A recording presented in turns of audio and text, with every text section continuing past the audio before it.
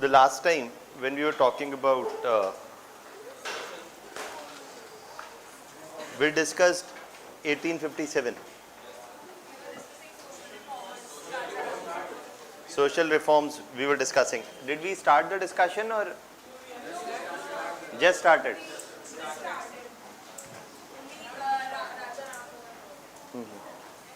So we had just started talking about social reforms, and we had started discussion with the Brahmo Samaj, right? Now, what we're going to talk about today is, firstly, we'll talk about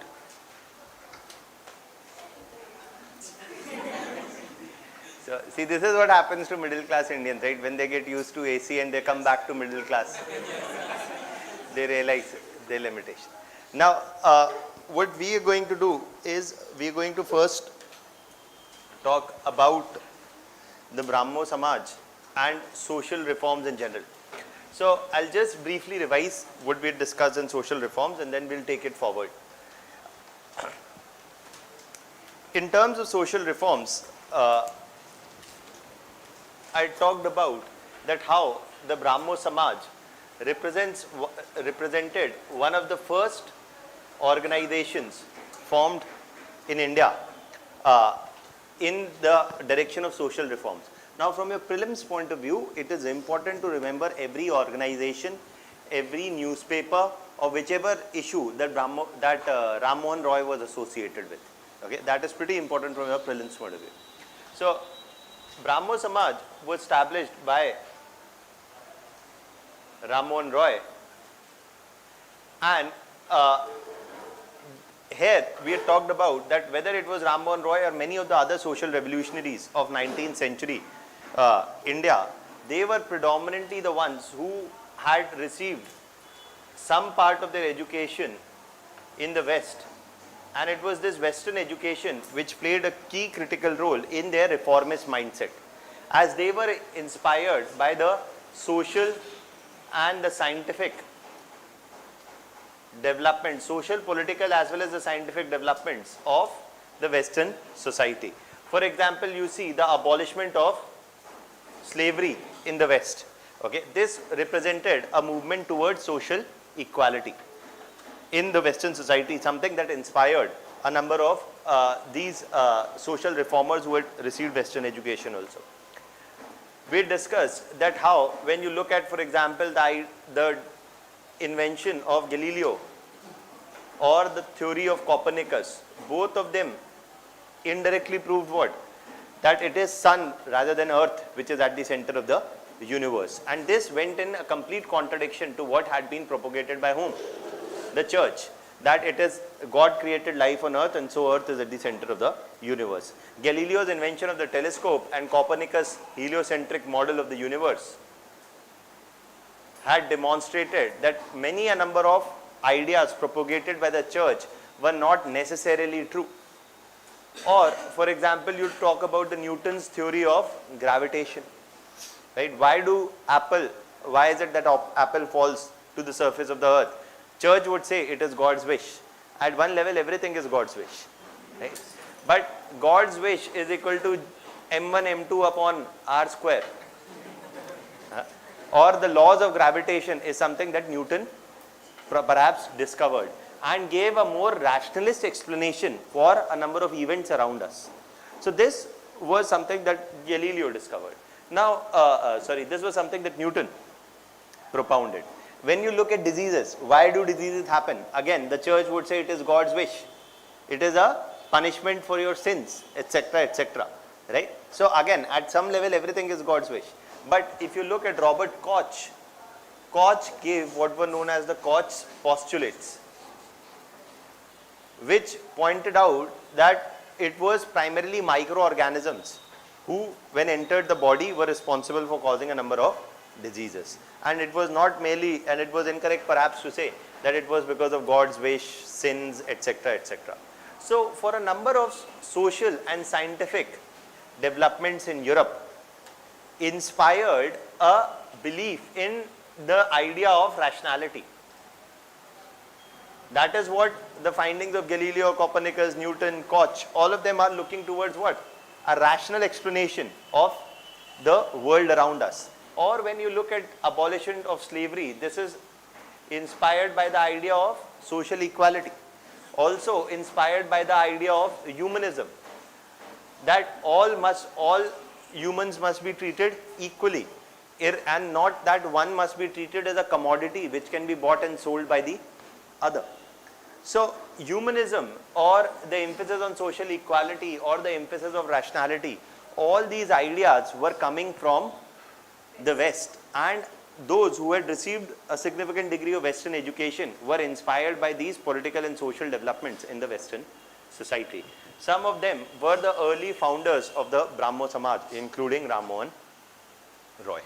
Okay, so that is there. Now, in terms of the issues that the Brahmo Samaj picked up, and this is important from prelims point of view. In prelims, they ask this kind of a question, that with respect to the Brahmo Samaj, what is true? That they will give you statements about who formed the Brahmo Samaj, what were the issues picked by the Brahmo Samaj. So I would have told you that the Brahmo Samaj picked up broadly 3 types of issues.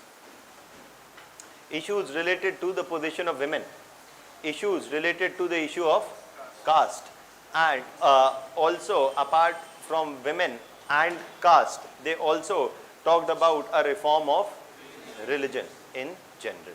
Now, in terms of reform of religion, I would have told you that they argued, and this is something that Ram Mohan Roy and others pointed out, that religion has a number of, if you look across, so Ram Mohan Roy studied a number of religious texts of a number of religions, and he came to some conclusions which have been shared by many others.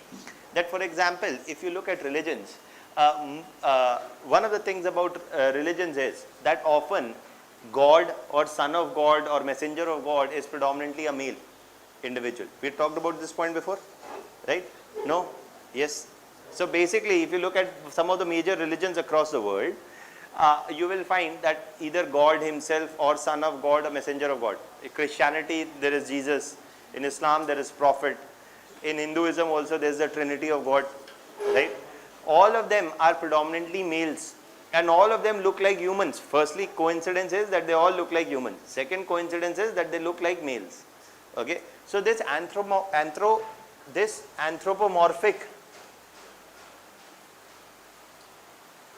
vision of God, and that God looked like humans, etc., is something that they argued was perhaps very irrational, because if there was God, many of them argued that God was formless or was perhaps not something that looked very much like humans. And more importantly, the rationalists argued that idolatry, or the practice of worshipping idols, was something perhaps irrational, because God did not appear in the form of structures or in the form of physical bodies that we often imagined. Rather, it is the imposition of human imagination on what is perceived to be about God. So they said that there is no rational logic to worship idols. Okay, and also about polytheism. Polytheism is the practice of worshipping many gods.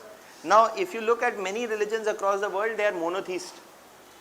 If you look at Christianity, if you look at Islam, etc., they are monotheistic religions where they believe in one God, one messenger, everything one. Okay, but there are polytheistic religions also across the world. Hinduism is one of them, but there are others also. If you look at ancient Roman civilization, there was the sun god, there was the rain god, etc., etc. So here, what they are arguing is against polytheism as well. Now, the reason why they are arguing against polytheism is because of 2 reasons. One, they are saying is that if there is God, it is likely that it is perhaps one entity rather than having multiple gods. But their bigger problem with polytheism is something else. The problem is that they argue that the more is the number of gods, more are the number of occasions, and more are the number of, basically not with the occasions also, more are the number of gods, more do you have the role of the priestly class. Because if you have a god for Monday, Tuesday, Wednesday, Thursday, Friday, Saturday, Sunday, one of the days, one of the gods is going to get angry with you. Then do you need, what do you need? The support of the priestly class, so that you can compensate, you can ensure that whichever god is not happy with you for whatever reason, you can ensure that he or she changes their mind. So for that, what do you need? The support of the priestly class.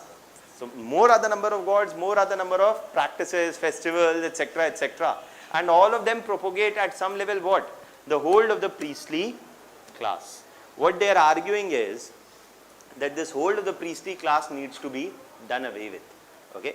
For example, they point out another common similarity, that most of the religions across the world, their scriptures are written in a language that people barely understand or don't understand at all. For example, if you look at the Bible was written in in Latin and Hebrew. Okay. Or when you look at the Quran, it was written in the Arabic script, which very few people read or understood. When you look at Hindu, some of the major Hindu religious texts, Sanskrit or Prakrit, okay, texts or languages that very few people understood. And who were the few people who understood these languages? The priestly class. So the priestly class was tell that this is written in your religious text, and if this is written in your religious text, you are meant to follow this. You cannot make your own reading and your own interpretation. So what they were against was polytheism, and they were against the hold of priestly class upon the society. And to oppose the hold of the priestly class on society, to oppose the hold of the priestly class on the society, what are they suggesting? They are suggesting a couple of things. One, they are suggesting is to translate religious texts into vernacular or local languages. They supported the translation of religious texts into local languages. Why? Because of the simple reason that then you can read and make your own interpretations. Okay. So then you want to celebrate Holi, you celebrate Holi. You don't want to celebrate, you don't. You make your own interpretations about which religious practices are, देखिए अभी क्या है, अभी code बता रहा है आपको कि which are essential religious practices or which are not essential religious practices. But then if you read a religious text, you can make your own conclusion. No Baba, no Maulana, nobody has to tell you which is the essential religious practices. You make your own conclusion and you decide which practice you want to follow, which you don't want to follow. And that is what? An individualistic interpretation of religion. Christianity mein, there is this tradition, that is Protestantism. Protestantism talks about individual interpretations. Catholic talk about following institutionalized church and following the teachings of the church. Protestants say that individuals can read the Bible, make their own interpretation, and thus have a more individualistic interpretation. When you have individualistic interpretation, is that more rational or not? And the Western society emphasizes what? Individuality or not?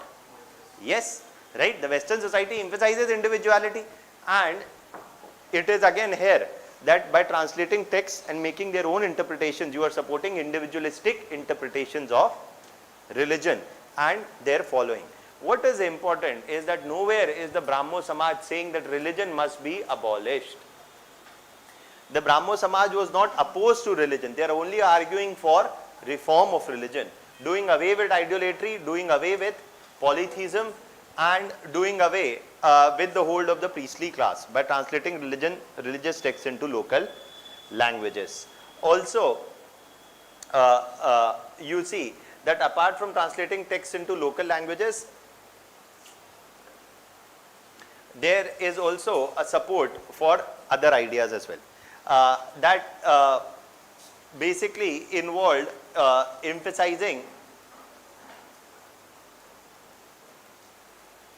rational interrogation of religion. So for example, whatever practice is there, okay, whatever practice is there, you can emphasize the rational interrogation of this practice. If there is completely no rationality which is driving any action, or it is clearly squarely irrational, they can be done away with. They are not saying that religion is immutable. They are saying religion can be changed, religion can be modified, and religion must undergo change over a period of time.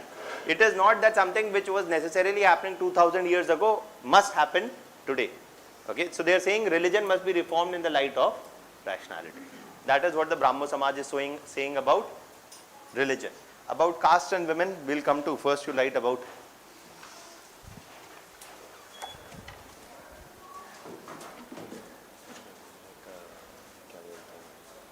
tissue.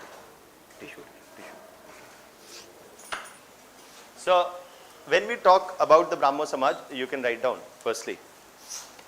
See, what we are going to do actually is, we will go one organization after other organization, discuss the major organizations, and then talk about reformists and revivalists. When I was telling you, I had broadly told you in the beginning of the lecture, not today, but last time, that about what all we are going to talk about. We are going to talk about reformists, revivalists. We are going to talk about the major 12, 13 major organizations, the issues picked up by them and the demands made by them, and the key leaders associated with them. And then the significance of 19th century social reform movements. All of that, we will talk about it. So, you can firstly write down the 19th century social reform movements.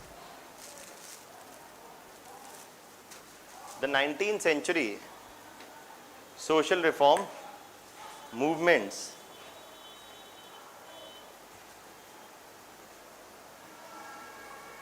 were initiated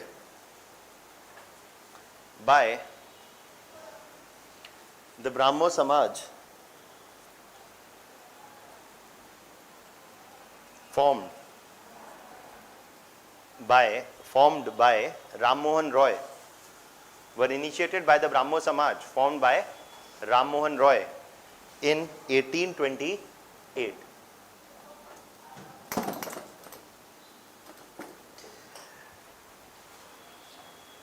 The Brahmo Samaj was a reformist organization. The Brahmo Samaj was a reformist organization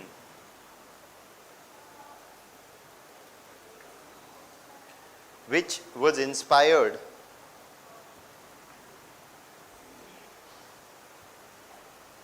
by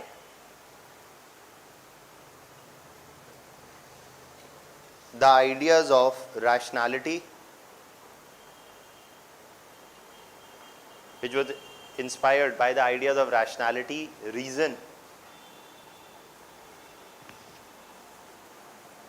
humanism and universalism.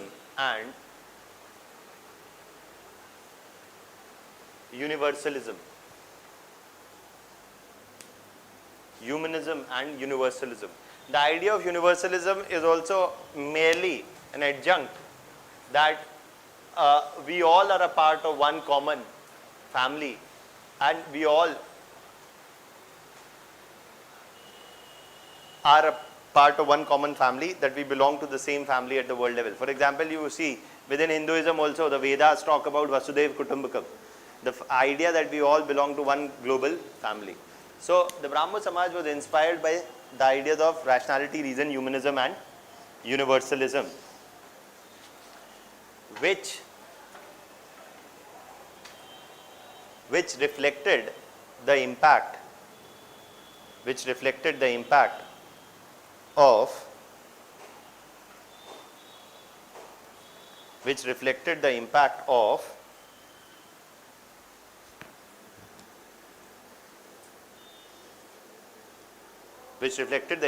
of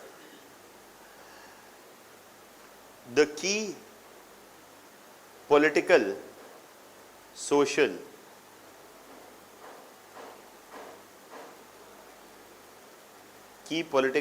social and scientific developments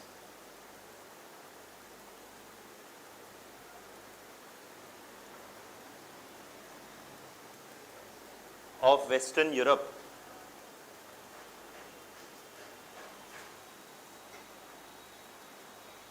since the Enlightenment era.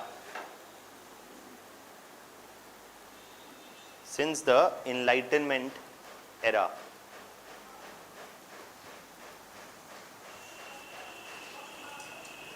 Since the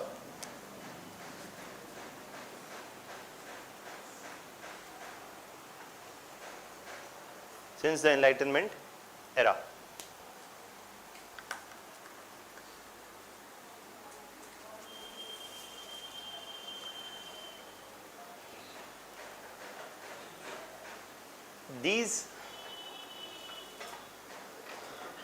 These Western ideas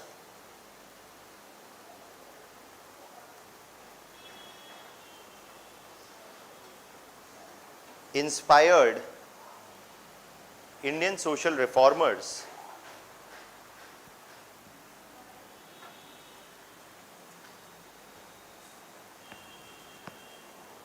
as many of these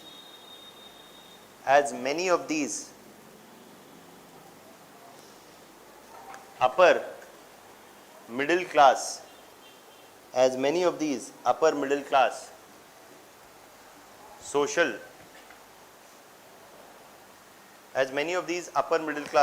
social reformers received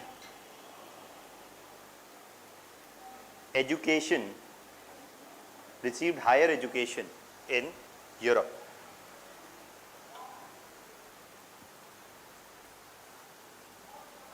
Next para.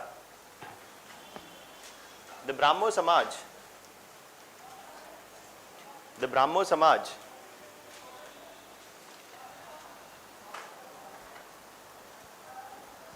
argued for the reform of religion.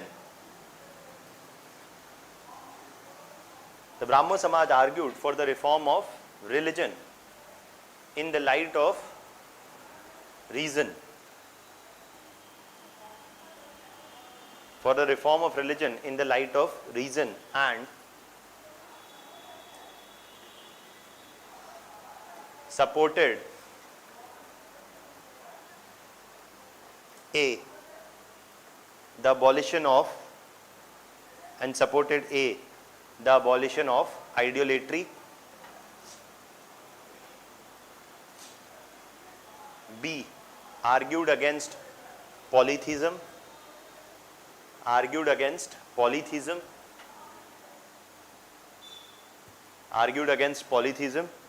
and C, argued against the hold of the priestly class,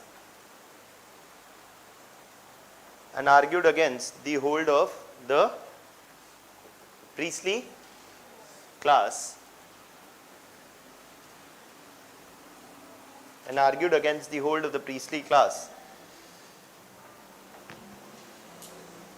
on the society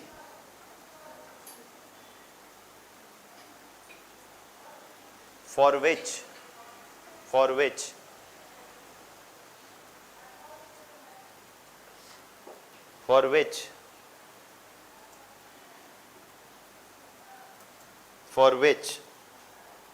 they supported the translation of religious texts into vernacular, vernacular or local. For the translation of religious texts into vernacular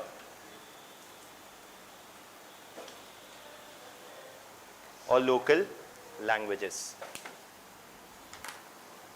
Okay, that is about religion. Now let's talk about caste in women. Now देखिए have now I'm going to talk to you about caste first and then about women. Women में कुछ it's very simple, straightforward, but let's talk about caste first. Now what I'm firstly telling you, you've not done social issues, right? You've not discussed social issues, right? So I'm telling you about caste first. Okay. Now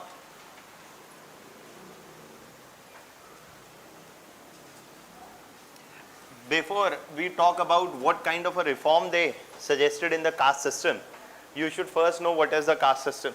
Okay. Now,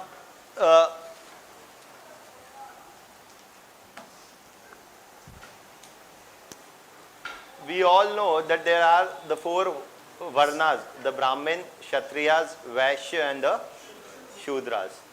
They are considered as originating from, right, from the head originated the Brahmins, from the chest originated the Kshatriyas, from the thighs originated the Vaishyas, and from the feet the Shudras. So, now which of them are known as the Dalits?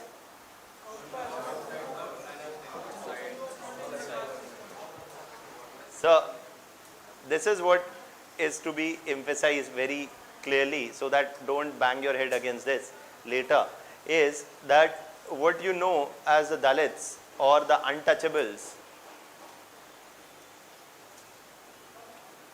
are the ones who are outside this system. Okay, Shudras are not the untouchables. Okay, the Shudras are not the untouchables. The untouchables were outside the system, and what you know as the scheduled castes, they are not a part of this Varna system. Rather, they fall outside the Varna system. Now, the Shudras, now we also know that this is the caste system. तो एक line तो ये सबको पता है कि this is the so-called mythical origin or the mythological explanation for origin of the caste system. But what are the characteristics of caste system? This I am not going to dictate. If you want to write, you can write with me. Why am I telling you this is because this is important to understand what is there in history. Okay. So when you talk about the characteristics of the caste system, one of the characteristics of a caste system is what? It is a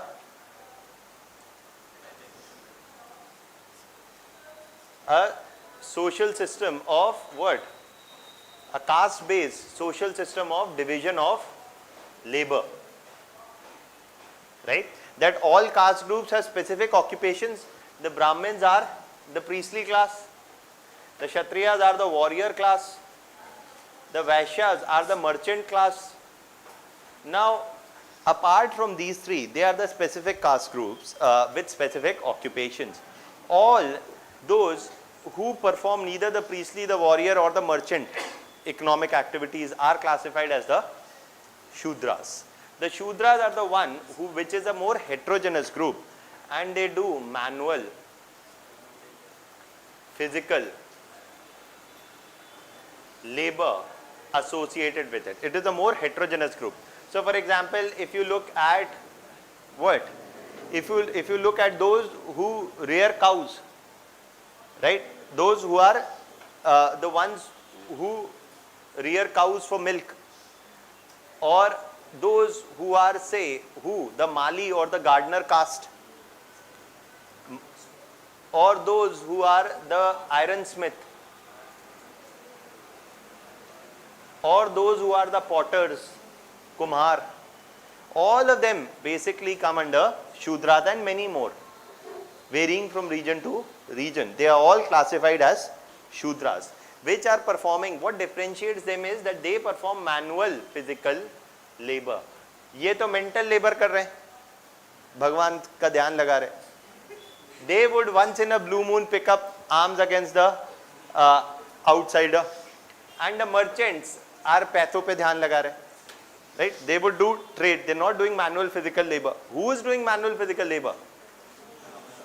Shudras, who are also the landless peasants. The landless peasants are also the ones who are doing manual physical labors. They were predominantly the Shudras, and also some of them were the Dalits also, but predominantly they were the Shudras also. So what do you represent? What do you see is that the landless peasants were also partly Dalits and partly Shudras, and what do you know as modern day OBCs. Okay. Now all Shudras are not classified as OBCs. but whoever is a OBC is a Shudra. Not necessarily all Shudra groups are not classified as OBCs. OBC lists vary from state to state and center also, right? But I'm just telling you so that ये आपको broad पता तो हो कि कौन OBC है, कौन SC है ना? That is first thing to know. Now, what we say is it is a social system of division of labor. Now, what do you mean by a social system? अरे इसमें of division of labor, इसको समझना है best चीज है. Engineering college also has a system of division of labour, है ना. If you get what computer science upper caste, if you are doing chemical engineering lower caste Shudra. So अभी आप ITI में, आईआईटी नहीं गए, आप आईटीआई गए, right. So what do you see that there also I am using this metaphor to arrive at a bigger point there actually. So if you see computer science wala is the upper caste in the engineering college, chemical engineering wala is the lower caste. Now can a lower caste individual become an upper caste individual? In engineering college it is possible. That in IIT in the first year, if you do exceptionally well, you can go from chemical engineering to computer science also. If you perform very well, there is scope of promotion, right? You can leave the others and you go to the higher group. But this is not possible where? In the caste system. The caste system is also a system of division of labor, and what is happening in placements etc. in your is also a system of division of labor. But there is a crucial difference. The caste system is something which is hereditary. यहाँ तो आपकी rank के वजह से गए ना आप computer science में, so but here it is hereditary and here it is rigid and fixed. Once allocated a particular caste, you remain in that caste. You can still move from chemical engineering to computer science, but you can't be a Shudra who can one day become a Brahmin. So, which system is more mobile? Which system allows for more mobility of individual? Engineering college rather than caste system. So, what we say is that the older systems were hereditary, rigid and fixed. A society in which an individual's position in the society is fixed by virtue of their birth or by virtue of their birth into a particular group, whether caste, race, gender, is something which is considered a primitive society, where an individual can achieve their position in the society, overcoming all other kinds of, restrictions, etc., is considered also a more modern society. So the problem with caste system is not that it is a social system of division of labor. The problem is essentially hereditary, rigid and fixed. So this is a social system of labor with these characteristics. Also, there is another characteristic, that in the caste system there is the idea of purity versus pollution. That the work of the upper caste is pure and the work of the lower caste is impure. देखिए ऐसा है, आप जाइए, and what is the practical significance of this? That often which is impure work is better paid or lower paid? Lower paid, right? For example, जैसे आप क्या करिए, आप go to a cobbler and buy a shoe from them. Cobblers also sell shoes, okay? आपको दे देगा वो 400-500 रुपए में जूता, और दुआएं भी देगा, है ना? You go to Nike, he'll tell you, sir, this shoe is designed extra comfort, extra ये, extra वो. ये shoe breathes also. Fabric is also very nice. So shoe has all the latest technology. वो 10,000 का है. Okay. So often when the same work, yes, obviously there may be some technological advances which may be offered by Nike, which may not be offered by a local cobbler, but you will think twice or 100 times paying before your local cobbler 500 rupees. But when you go to Nike, वो shoe designer ने बनाया, शूद्रा ने नहीं बनाया. Okay, so shoe designer you pay 10,000 rupees also. So often the work of a lower caste is something which is often disregarded primarily because his work is considered less worthy. And also the result is that it is lesser paid. Okay. So it is in this context that if you look, the same thing, the work of a farmer is also producing food. Google can only bring food to your plate from the shop. Food comes in that shop because of the work of the farmer. The farmer is often also, landless farmers are also the lower caste individuals. Okay. So often nobody wants to be a farmer, everybody wants to be Google, right? So in that context, you see a society which devalues manual physical labor is also primarily because of the reason that it is also often done by the lower castes. Now, another thing about the caste system, another characteristic of the caste system is how is a caste system maintained? How are caste boundaries maintained? By the practice of caste endogamy or the practice of marrying within one's own caste group. That is what is caste endogamy, and restrictions on intercaste dining. देखिए, अभी आप engineering college में हैं, आप computer science वाले, आप नहीं बात करते केमिकल इंजीनियरिंग वाले, lesser mortal, that you are computer science, he is chemical engineering, so you don't like his face, you don't, suppose you are IAS अधिकारी, group A officer of the government of India, बस इसके ऊपर कुछ नहीं है.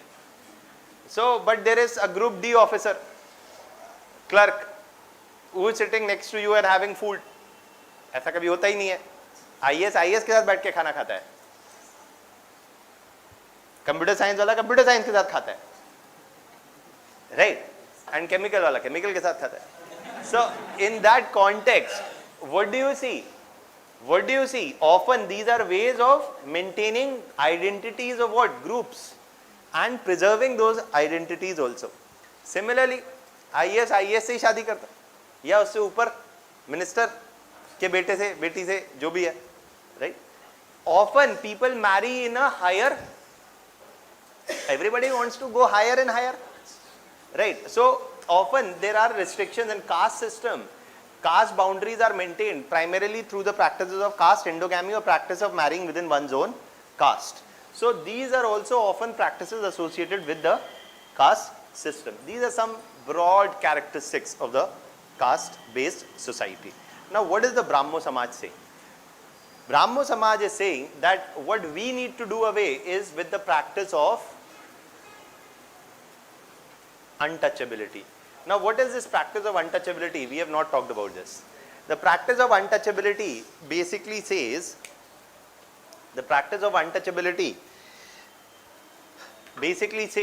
that if you look, that upper caste will take the services of the lower caste, and lower caste will also take the services of the upper caste. Okay, so there is a what? If you have a social system of division of labor, then a lower caste will also take the services of upper caste, and upper also will take the services of lower. There is a certain degree of complementarity. Okay, so in a society you need both computer science as well as chemical engineering. So both will exchange each other's services also. However, there is a difference in the position of the Dalits. The Dalits are not considered as a part of the Varna system and are thus cannot take the services of the higher caste. They are only meant to provide services to the higher caste. What services they provide to the higher caste is cleaning. Okay, whether that is the cleaning of roads, garbage, toilet, etc., whatever. So whether that is manual scavenging or the cleaning of garbage, etc., whatever that is there, that is the role of Dalits. If Shudras are considered impure, or Shudras are relatively impure to whom? To the upper caste. So the upper castes are pure and Shudras are relatively impure, but they are only relative, and the whole system is based on relativeness. The Brahmins are upper to whom? The Kshatriyas, Kshatriyas to the Vaishyas, Vaishyas to the Shudras, and thus Ambedkar argued that the caste system emphasizes a certain mindset that everybody imbibes in the society, and that is a hierarchical mindset. Every caste group and subcaste group has a caste group to look down upon. देखिए जीवन में, if you always see that oh so many people are above me, you will be dissatisfied, but you know there is somebody lesser than you. Then what will you feel? A certain degree of satisfaction that you are also superior to someone. So, for example, you go to engineering college, any other college, school also, I'll tell from my experience, I only always looked from niche for my rank or my marks, only because my concern was not all who is above me, but how many are there with me or below me. So, the caste system emphasizes this mindset in the society. That is why education system in India is also a kind of a competitive system, where your expertise and your knowledge ability is always determined by आपसे नीचे कितने हैं. You are Sharma ji ka beta only as long as nobody else is. Right. So a society, now this is one thing very, very true about education system. Education system neither in India nor in the Western world today measures competence. It only measures relative to others. So it pits the society in a zero-sum game. You come to the school, you come to education, you come to caste system, one always sees their relative position which has to be better than the other. It ingrains a mindset which is hierarchical in the society, where every caste is looking down on the every other caste group. Also, there are ideas of purity and pollution. Now, what are the untouchables? The problem is that they are not considered as a part of the system. They cannot take the services of upper caste. Also, they are only meant for cleaning and garbage and manual scavenging, etc., cleaning toilets, etc. And they are not supposed to enter the villages also. They would often live outside the villages. They cannot draw water from the same sources. They cannot be a part of public life. They cannot touch the upper caste individuals, that is there. But even in many areas, the sight of a lower caste individual was considered polluting. That is why the lower caste individuals were expected to come when? During the afternoon to do all the cleaning services. Why? Because during the afternoon the sun is at the peak. So the shadow is the longest or the smallest? Smallest. So forget the touch. Even the shadow of a lower caste individual must not fall on the upper caste individual. And also during afternoon, क्या होता है? गर्मी. So everybody is inside their house.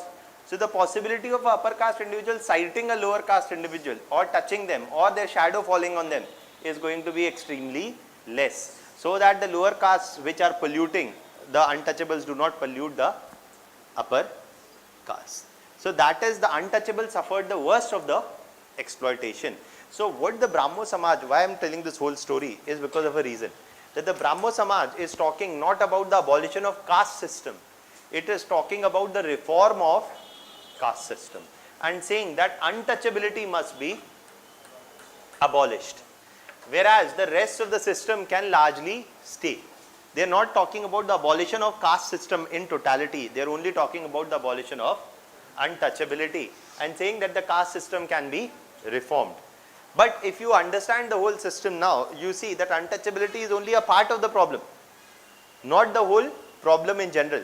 But they are not making a radical demand to demand the abolition of caste system. They are only demanding the abolition of untouchability, so that untouchables must not remain as a separate group. They must be included within the other four varnas. That is what they are saying. That they are saying that untouchability is like slavery. That you are not even treating them as humans. You are not treating them as equals. So do away with the practice of untouchability. That is what they are suggesting. Is that point clear? Yeah.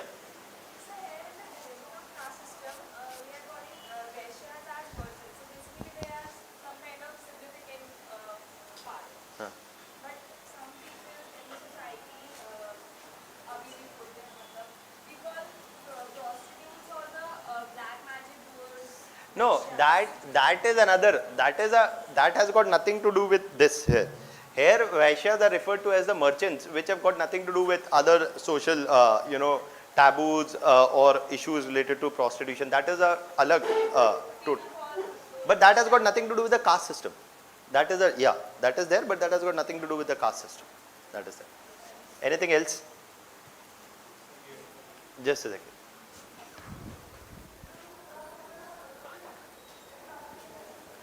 It's very hot. Gate खोल दे तो फिर आवाज disturbance होगा.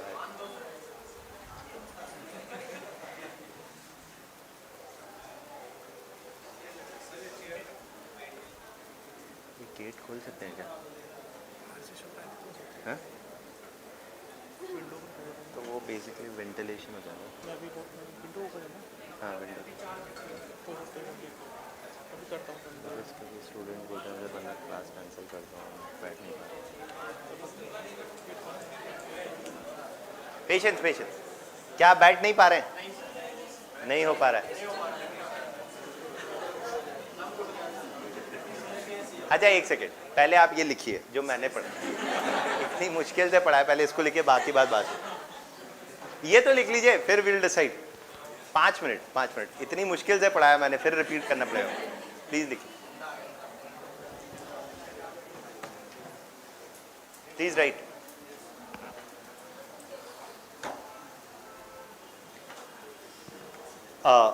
We are writing about the caste issue first. Why I have told you this broad whole thing, because later we will talk about Arya Samaj. They are also talking about caste issue. Okay. Later we will also talk about Jyotiba Phule and Savitribai Phule. They are talking about abolition of caste system in totality, not a reform of the caste system. That is why मैंने बोला reform is one thing. Now when you are reforming the caste system, what do you think? What about caste endogamy? What about restrictions on intercaste dining? Those who talk about reform of the caste system, will they argue for abolition of these practices or will not argue for abolition of these practices? Those who argue for reform of caste system, will they argue for abolition of untouchability? Argue for abolition of caste endogamy? No, they will not argue for abolition of caste endogamy, because this is what helps preserve the caste system. They will not argue for abolition of caste endogamy, or they will not support intercaste dining. Why am I telling you this? Because अगर ब्राह्मो समाज में statement ये लिखा आता है in your prelims examination that the Brahmo Samaj supported the abolition of caste system, it is a wrong statement. The Brahmo Samaj supported abolition of caste endogamy, it is a wrong statement. And there is a logic to it, because they are arguing for a reform rather than abolition. So you first write down, then I'll do something about. First you write down. About the next line you write down. No, characteristics. चलिए ठीक है आप.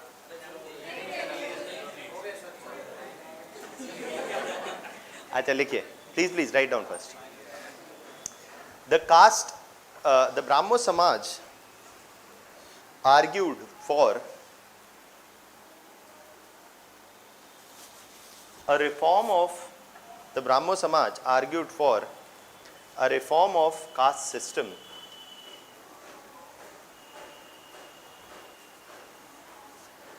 the Brahmo Samaj argued for a reform of the caste system by the abolition of untouchability, by the abolition of untouchability, argued for a reform of the caste system by the abolition of untouchability.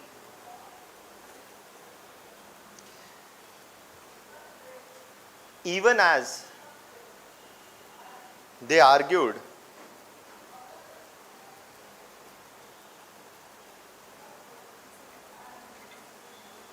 not even, just cut down even, as they argued that untouchability represents the worst form of social discrimination. Untouchability represents the worst form of social discrimination. Untouchability represents the worst form of social discrimination, similar to the practice of slavery. Similar to the practice of slavery that the West had done away with. Similar to the practice of slavery that the West had done away with. Similar to the practice of slavery that the West had done away with.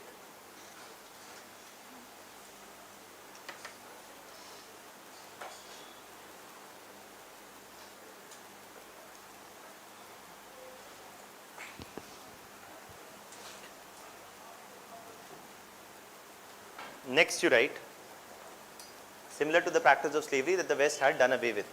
Okay.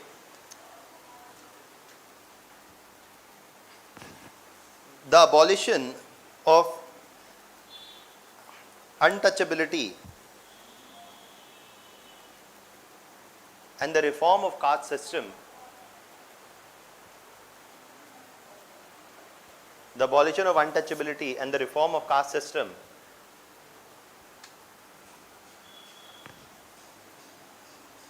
supported by Brahmo Samaj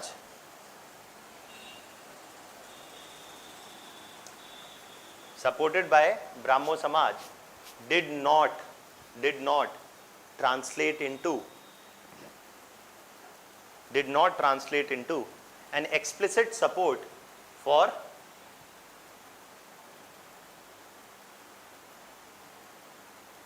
intercaste marriages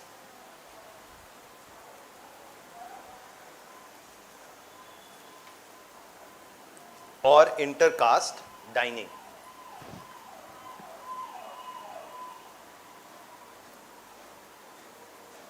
Okay, that is clear, right? Why they did not? Because they are only arguing for reform rather than doing away with. Meaning those who argue for abolition of caste system will say what? Support intercaste marriages and intercaste dining. We will see later Ambedkar supported them. Okay, Jyotiba Phule supported them. Now wait.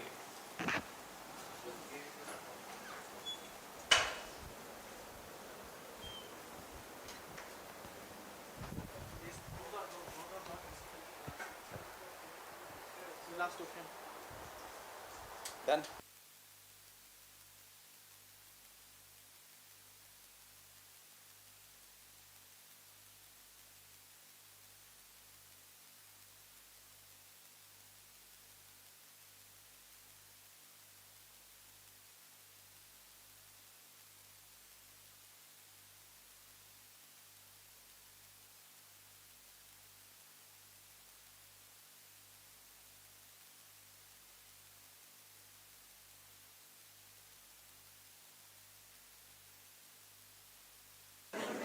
So,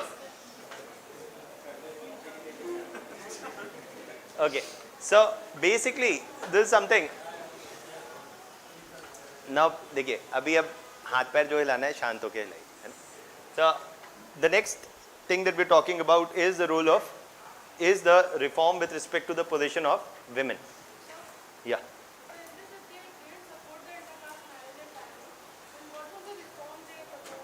The reform that they had proposed was do away with the category of untouchables, and even they can be accommodated within other groups like the Shudras. That's it. But that is something that will seem to you as a very small thing right now. But a couple of 2 centuries ago, to argue for doing away with untouchables was seen by many as an attack on the caste system itself. Something that was considered by especially the upper caste groups as an integral part of the social structure. So yes, that is why they are reformists, which are arguing for a certain amount of change, not for a very radical dismantling of the system itself. Okay, that is what is there. They are not proposing any major changes in the whole caste structure of the 4 Varnas. That is there. Anything else? Yeah. That basically the Dalits or the untouchables are what are termed as the scheduled castes. Okay. Whereas the OBCs are those who predominantly include certain categories of caste, subcastes within the Shudra group. That is there. So, because the constitution talks about these 2 as separate categories, right? So that is what is related to. The scheduled castes are considered as qualitatively much more discriminated against than the OBCs, because the OBCs were still a part of the Varna system. But the scheduled castes or the untouchables or the Dalits were the ones who stayed outside the system and were the most discriminated against in the society. That is that. Yes. Between 4th and 10th century, some kings in South India perform yajna and go from lower caste. This is something that's called Sanskritization, etc. That even, so what I've told you is a broad overview. But it is not, if you will go into sociological texts, etc., you will find that what has been argued that even lower castes did enjoy a certain degree of mobility and could acquire the status of a upper caste by adopting rituals, practices, etc. This is what is called as Sanskritization, etc. It is written in history state. So I'm not denying that it is not there. It was there. But हम जो बात कर रहे हैं एक broad बात कर रहे हैं.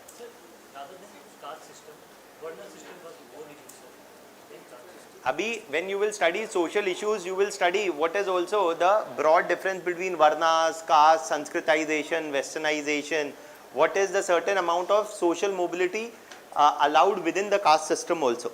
Okay, but definitely in terms of comparing to other societies where there is no such system of hereditary system of social system of division of labor, this is definitely much less mobile and less and this is much less mobile or more fixed than many other social systems of division of labor. That is it. Other social system of division of labor और क्या है? Placement agency, education. अरे if you have higher education today, आप बन जाइए computer scientist बन जाइए, NASA बन जाइए, कुछ बन जाइए. These are the things evolved from modern times of 100 and 200 years. Yes. How can you compare the old practice systems and all? ये देखिए कंपैरिजन तो हमेशा दो चीज़ों के बीच में होगा, ओल्ड और new. New always need not necessarily mean modern. New always need not necessarily mean modern and old need not necessarily always mean primitive. That is also there. Okay, so just because something happened 200 years ago, not necessarily that what is happening today. For example, you look at this architecture, जिसमें हम बैठे हैं. If you look, older architectures used to have high arch ceilings, which would allow easier flow of air. तो कमरा ठंडा रहता था. So newer form of construction is not necessarily better than the older form of construction. ये नहीं कह रहा हूँ मैं कि new is always better, old is always primitive, or what? How can you compare the past with the present? That is what comparison can happen. Comparisons happen across time as well as within the same time frame.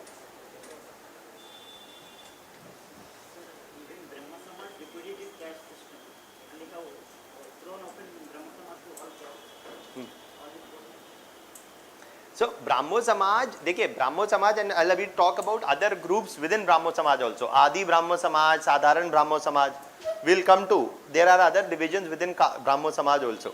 Just understand this much, then I'll come to these points later. Now, yeah.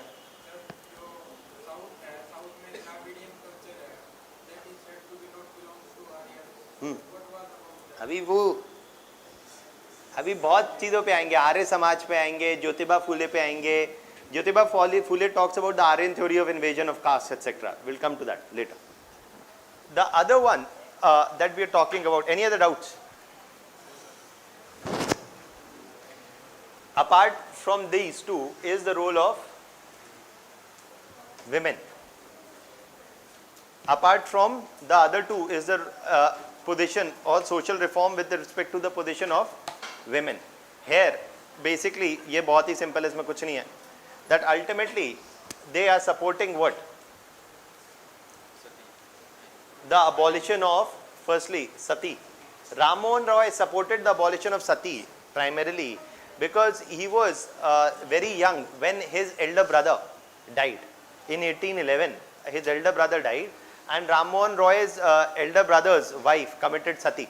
This had a huge impact on his mindset and he, from the very starting, 1820s itself, was campaigning for the abolition of sati. It is in 1829 that under William Bentinck, a law was introduced for the abolition of sati. This practice of sati basically involved that after the husband's death, the wife also joined the husband in the heavenly abode. Okay. And apart from this, there was also, they opposed the practices of child marriage and supported the increasing the minimum age of marriage. Okay. They also supported the legalization of widow remarriage. Also argued against polygamy.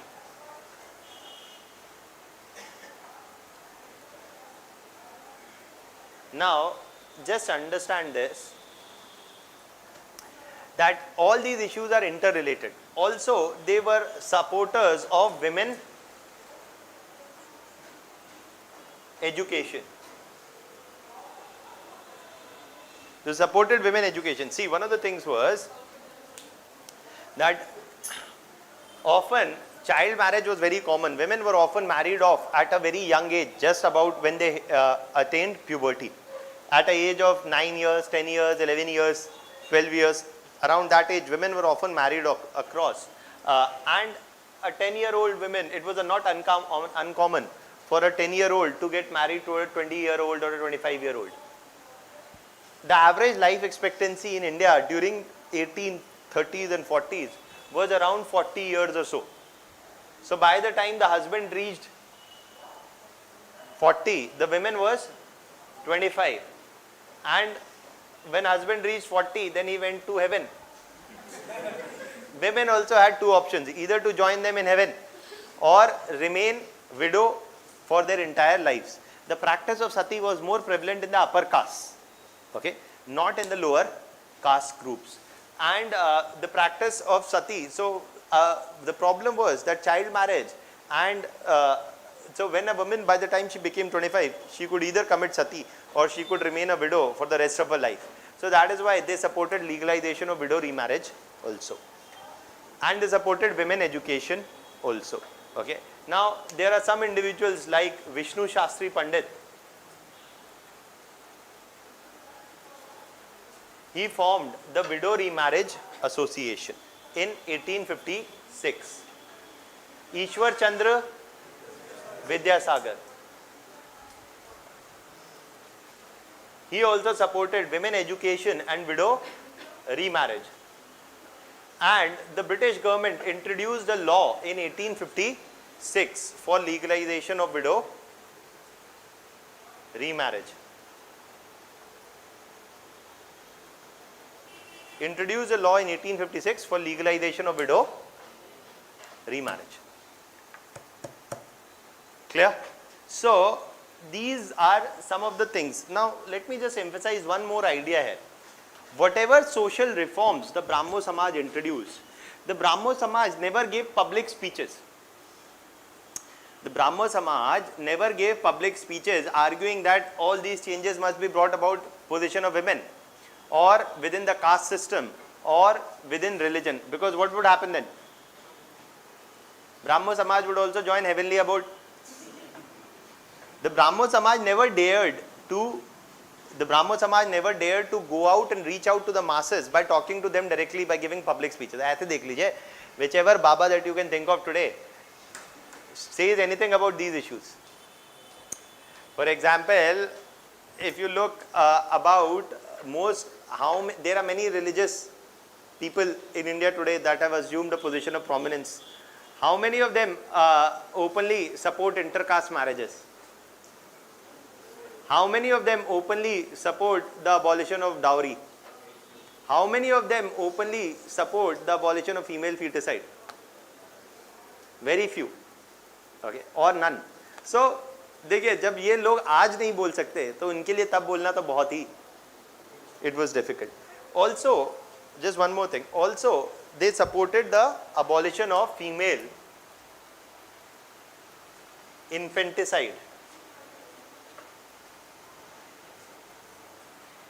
Then female feticide did not happen, rather what was common was infanticide, that after the birth, when the sex of the child was determined, they would basically starve the female child or feed him certain kind of food, etc., which would result in their death. So, female infanticide was also common. They opposed all of these practices, but how? By appealing to the British to bring about social change. And how could the British bring about social change? By bringing about laws. for abolition of social evils. That is why the British brought in the law for abolition of sati in 1829 and for the legalization of widow remarriage in 1856. That is something which is happening at this point of time. That is what they are supporting. What is the strategy that they support? Is not a direct talking to the masses, but what? Involving the British to bring about legislative change, and then using these legislations to bring about a social change in the society. We'll talk a bit more about this later. First you write down this. Okay. Yeah, I'll give you time to ask questions. Just first write down, then you can ask.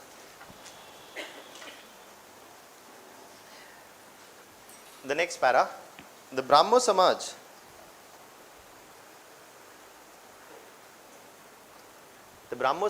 introduced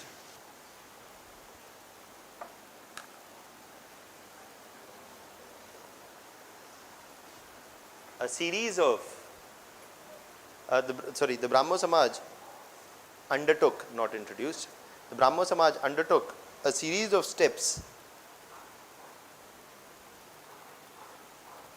to argue for an improvement,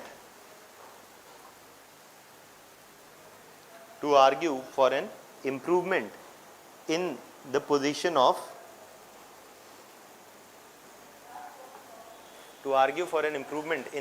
of women.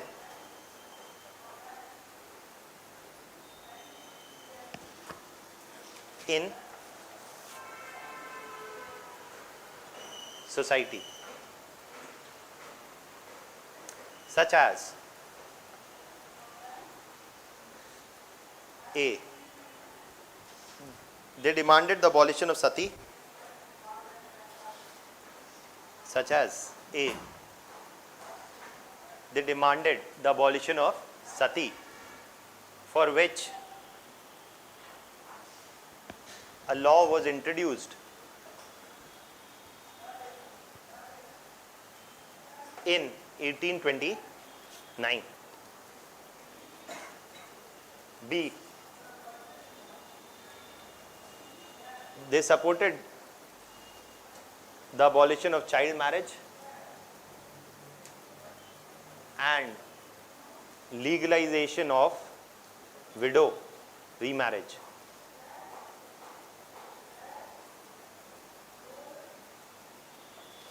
In 1856,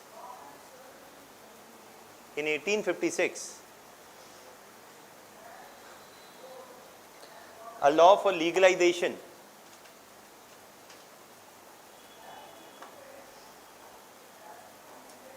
of widow remarriage was introduced.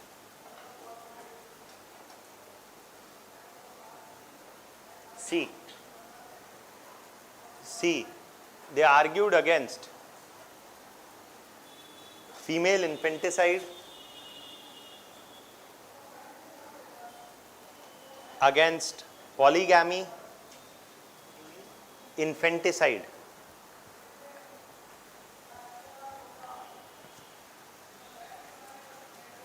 They argued against female infanticide and supported women education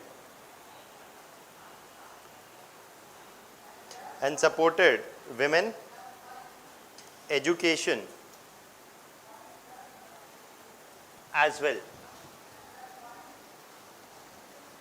Now, these names, Ishwar Chandra Vidyasagar, Vishnu Shastri Pandit, Widow Remarriage Association, all of that you will find in the PowerPoint presentation also. I am not dictating everything in terms of names and facts. We are only focusing on the major ones here. Okay. Now, the other thing that is about women.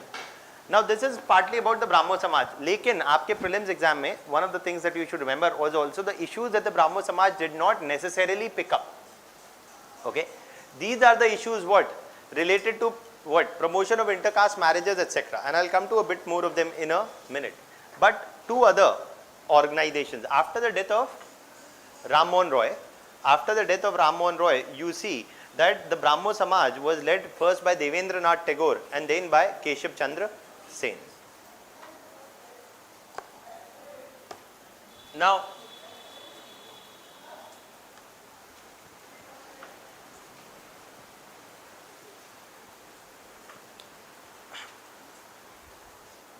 there are two things here, that after, and this is important also from a prelims point of view, that after the Brahmo Samaj,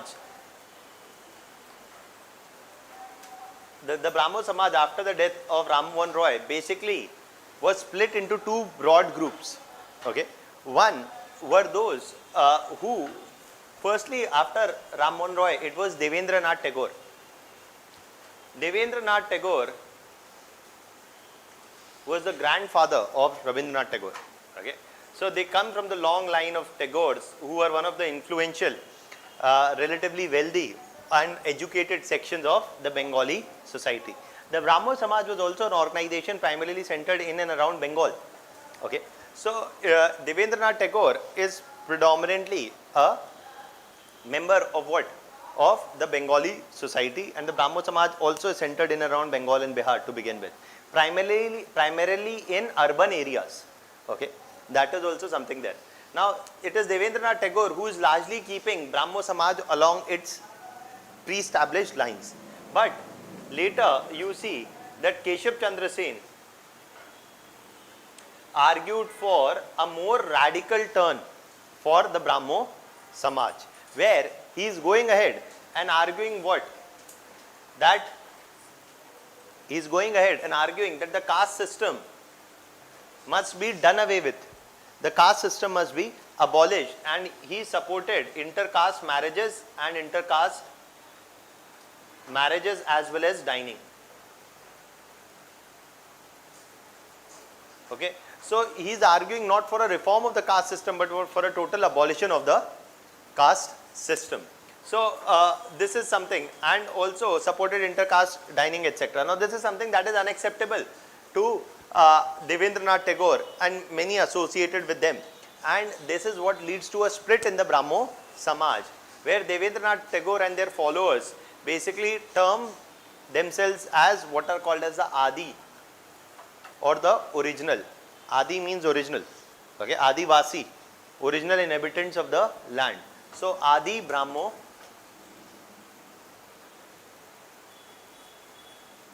Samaj. And Keshav Chandra Sen and his followers, eventually Keshav Chandra Sen was also found not adhering to the ideas, but it is what group which eventually leads to the formation of the Sadharan Brahmo Samaj.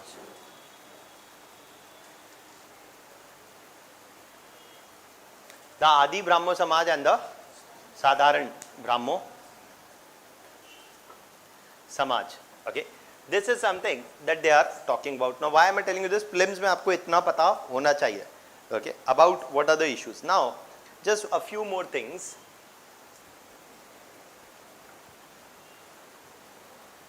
About the Brahmo Samaj. What broad issues the Brahmo Samaj did not raise? This is important from your prelims point of view, because देखिए, some of the issues that Brahmo Samaj did not pick up. For example, Ram Mohan Roy supported inheritance rights in property for whom? Women. Ram Mohan Roy supported inheritance rights in property for women, but Brahmo Samaj did not openly make up its mind about it. More importantly, issues related to what? The issue of birth and rebirth, and the belief in the theory of karma, right? जैसा कर्म करोगे वैसा फल मिलेगा, ऐसा कुछ होता है कि नहीं होता है? ये that is what is a matter that they leave it to the individuals to decide whether you want to believe in birth and rebirth or not. That there is, because often in the Hindu way of life, a number of things, not just in Hindu way of life, in many other religions also, is explained by this idea that there is some afterlife, or that there is another birth which is going to happen. how is it that an individual who is born a Shudra can become a upper caste? Is when he fulfills his duties of being a Shudra in this Janam, in this life, then in the next life he will be promoted to the higher caste. So for this life he should follow the basically his caste duties and identities that have been given to him. Okay, next life he will be rewarded. ऐसे ही होता है. And so that is there. So they are not making up their mind on any of these issues. Also on equal employment opportunities for women.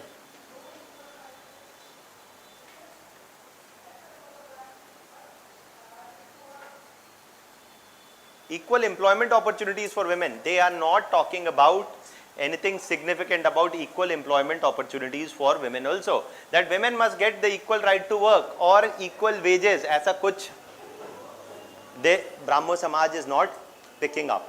Okay. Now let me just elaborate on one or two more points about what was the strategy of that the Brahmo Samaj used.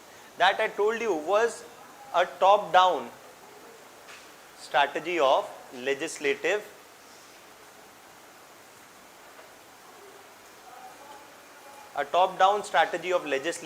change, meaning first you change the law, then it will be implemented and it will change the mindset in the society.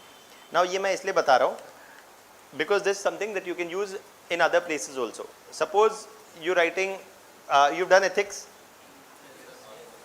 yes, right, almost, right, where you will say कि भाई you are one district magistrate of one district, then suppose you are given a campaign. I'll give you a ऐसा बड़ा simple सा चीज.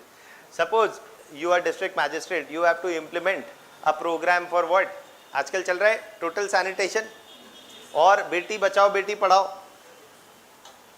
right? So these are some things which are often commonly talked about. तो ऐसा question आ सकता है आपको that how do you go about implementing these programs. इसके लिए जो मैं यहाँ बता रहा हूँ ये वहाँ पे भी use हो सकता है. It only depends on whether you can see that or not.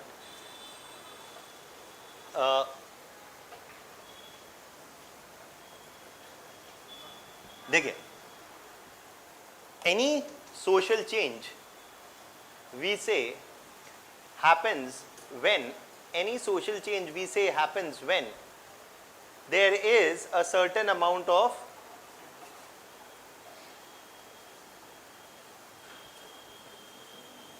social consensus in the society and also there is some complementary legislative or push in the same direction. Let's say beti bachao beti padhao.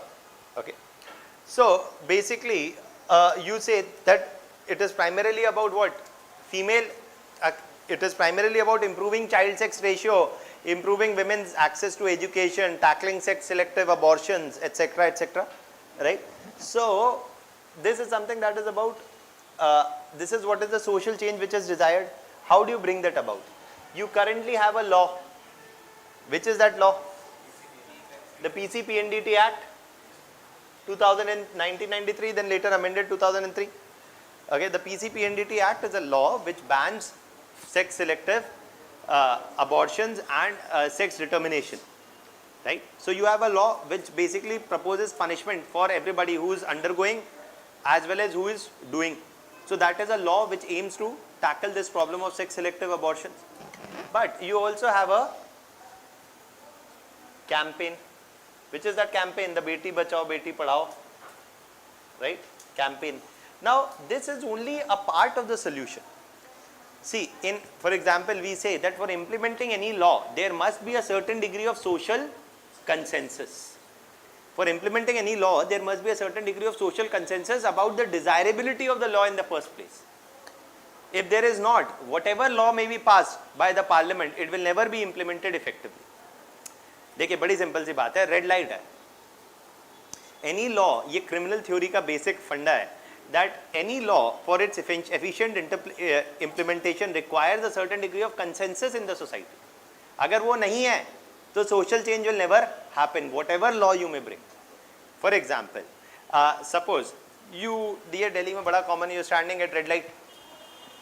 It is because 90% of the people are stopping at the red light that the traffic police can catch one or two people who are jumping the red light. Because there is a social consensus amongst you that we must stop at the red light. The day you say कि नहीं, there is no social consensus, चलो. So that is the day when the police will not be very effective. ऐसा होता है. इसीलिए when you are jumping the red light, don't jump it alone. Jump it with everybody. Whom will the police catch? So a society which lacks social consensus will never implement a law very efficiently, even if it is passed. So the act for tackling sex selective abortion has been there since 1990s. But child sex ratios in India have been declining in every census. Why? The law, if law would have been merely sufficient to bring about desirable social change, then what would have happened? It hasn't happened. Rather, it has gone worse and worse and worse.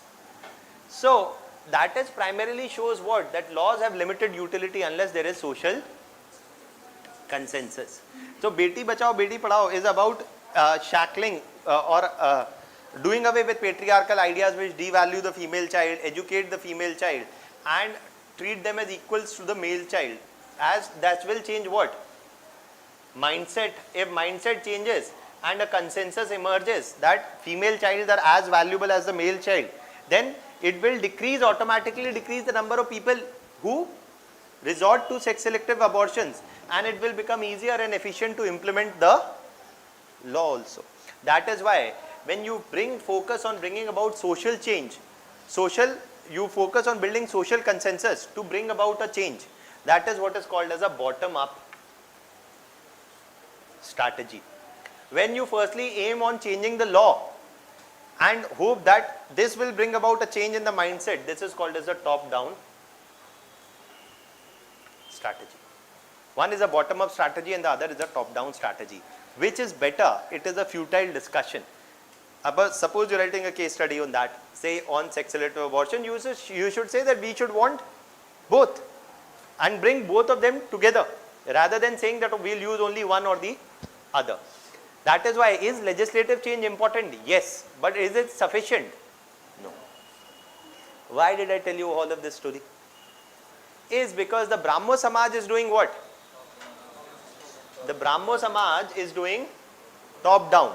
It is not going and giving public speeches, talking to the masses, etc. to bring about a change in the mindset of the society directly. It is only resorting to a top-down legislative change strategy for which they are relying upon whom? The British. So they see British as positive agents or not?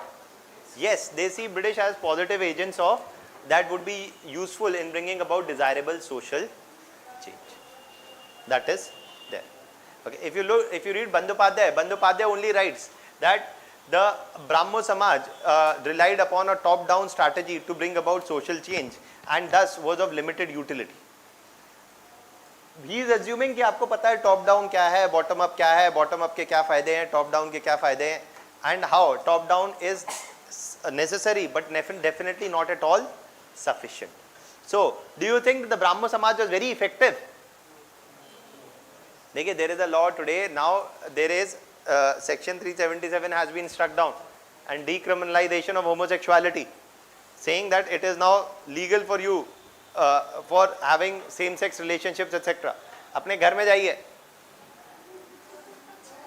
और पूछिएगा, है ना, तो आपको पता चलेगा कि supreme court का लॉ घर के बाहर खत्म है ना, घर के अंदर घर वालों का है, right? So not everything that merely the judiciary invokes becomes something that accepted social norm. It has its limits as well. Okay, that is there. So you can first write down. देखिए ये मैं नहीं लिखवाऊंगा, हर चीज देखिए हर see one thing you have to understand. I am teaching you history with tidbits here and there.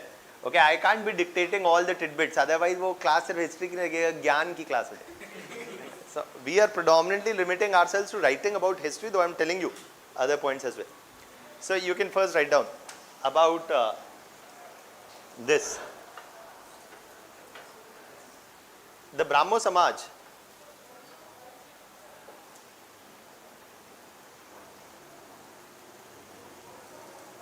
later underwent,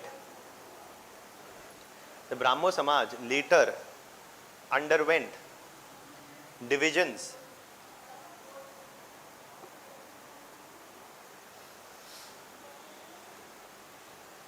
after the death of Ram Mohan Roy. After the death of Ram Mohan Roy, with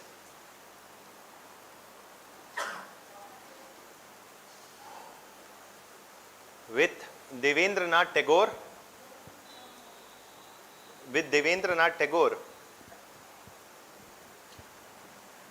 leading the Adi Brahmo Samaj,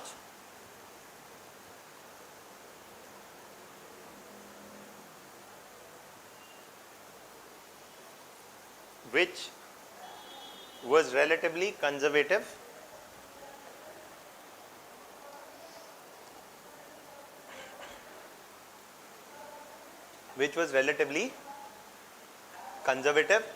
and Keshav Chandra Sen supported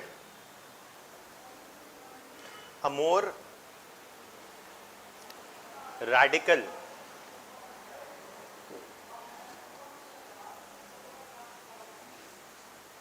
outlook demanding the abolition of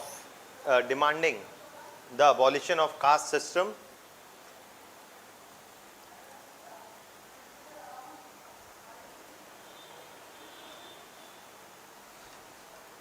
and supported intercaste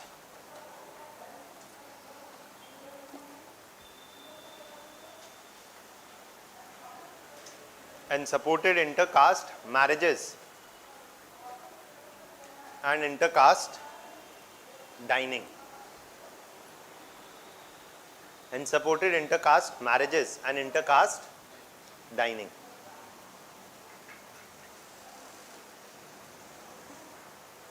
His followers eventually established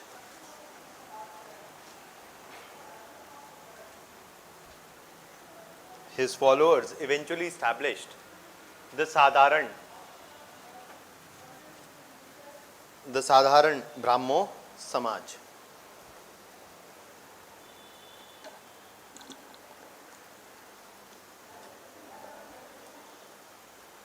Okay. Now, the next thing that we're talking about, apart from this, is right in the next para, assessment of the Brahmo Samaj.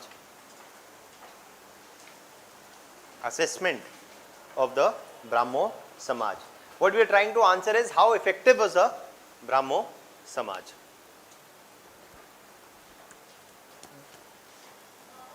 The Brahmo Samaj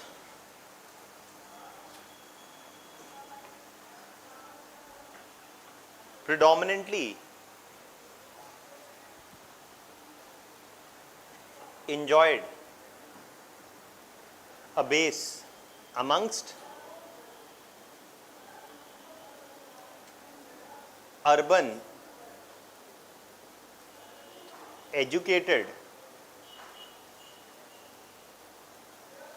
middle class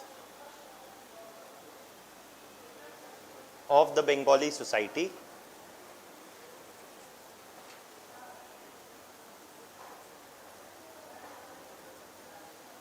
It adopted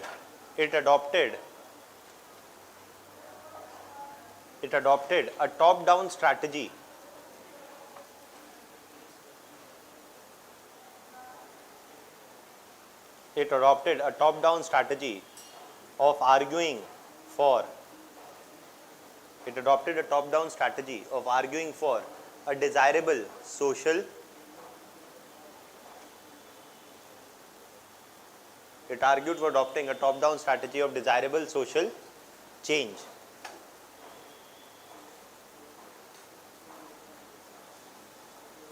Through legislative means.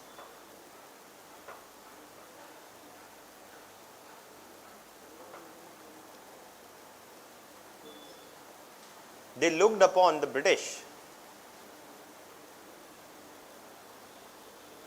they looked upon the British as the positive. They looked upon the British as positive players in this direction. They looked upon the British as positive players in this direction.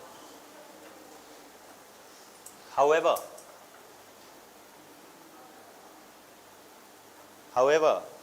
the Brahmo Samaj failed to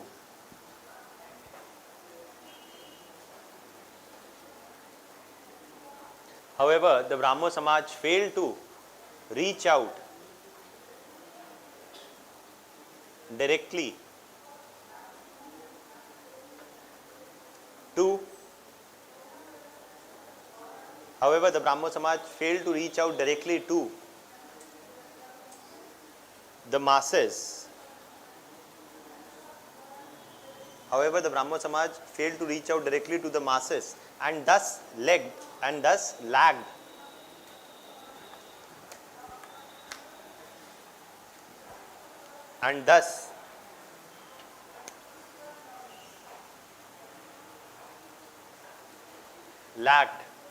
a wide appeal. And thus lagged a wider appeal. Not wide, and thus lagged a wider appeal. Okay, that is there. Now, this is partly an assessment of the Brahmo Samaj. See, I'll tell you something. When I was in college, my biggest problem with college life was only this, that we used to study in Uttar Pradesh. Okay, and back then in Uttar Pradesh, there was not much of electricity. Okay. So already it was a government college and we didn't have ACs in the lecture theatre. So at 3 o'clock in the afternoon, like this, when we used to have classes, whoever may be the teacher, we had no intention of listening to them. Our only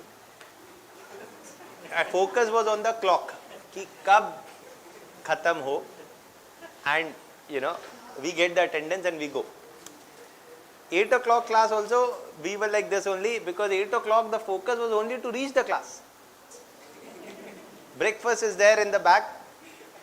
Hostel ki mess se uthaya, it's there in the back. Class mein kha lenge. Sab class mein ho jayega, bas pahunch jao. So that you get attendance. So this is a measure of your dedication. कि आप यहाँ बैठे भी और सुन भी रहे, यह मुझे लग रहा है कि आप सुन रहे. Right?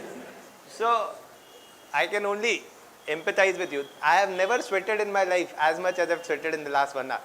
Since the last 10 years. This is my dedication also. I am on the other side now. So that is it. Now, the next thing that we are talking about after the Brahmo Samaj is predominantly a few other organizations. Okay. Now, one of the other organizations that we are talking about, this is for the reforms amongst Hindus. The next that we are talking about is for reforms amongst Muslims. Okay. And that is formed by Syed Ahmad Khan. So, all of these that I am discussing in the class are important from your prelims point of view. Here, you can now write on with me. Okay, you can write with me. There is not much to explain from here onwards for now. Okay, now Syed Ahmad Khan basically is the one who is arguing for social reform amongst Muslims. Okay, and it is Syed Ahmad Khan who argued that Muslim backwardness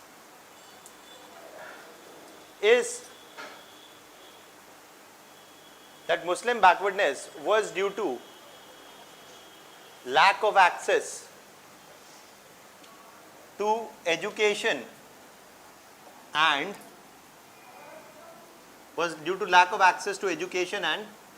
jobs.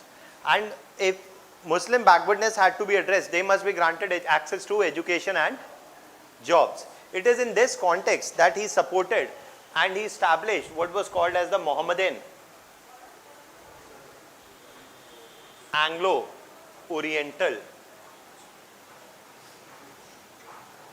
College or Mao in 1878. Mohammedan Anglo-Oriental College. That is what he established in Aligarh in in 1878. Okay. So he established this college primarily with the aim of what? Promoting the spirit of education. He said that access to education, higher education, etc. is critical for access to jobs, and only when you have access to education and jobs, Muslim backwardness can be addressed. He also, now it is in this context that when you look at the words Anglo and Oriental, he is emphasizing, we had discussed education policy, right? Now he is emphasizing that elements of both Western education and with the emphasis on Indian schools of learning or Indian schools of thought must form the curriculum. So I am not writing this, but this is fairly obvious. We discussed the Anglicists and the Orientalists, you remember, right? So they are arguing to merge the scientific advancements of the West with the social and cultural emphasis on the traditions of the Indian society. So they argued for imbibing elements of Western scientific advancement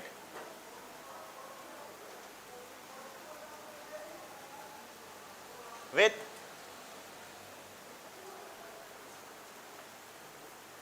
religious and cultural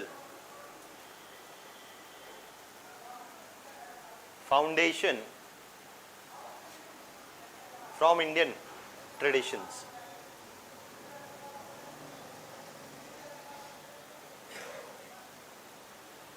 Now, Syed Ahmad Khan with religious and cultural foundations from Indian traditions. Now, it is Syed Ahmad Khan who also said something important. Okay, Syed Ahmad Khan said that if you look at the revolt of 1857, he said that Muslims must draw a lesson from the revolt of 1857. If you remember, I had told you before also that Muslims were held one of the primary instigators for the revolt of 1857. The revolt happened under the banner of Mughal Empire, under the name of Bahadur Shah Zafar. Also, a number of those who revolted like Hazrat Mahal, etc., they were also Muslims, and also a number of Muslim soldiers formed the part of those who mutinied against the British. So, Muslims were held one of the primary groups responsible for the outbreak of revolt of 1857, and there was a discrimination against what? Recruitment of Muslims in jobs, whether it was in the army or in other government jobs. So Syed Ahmad Khan said that this is a lesson that Muslims must draw, and he argued that Muslims must stay away from any overt political activity against whom?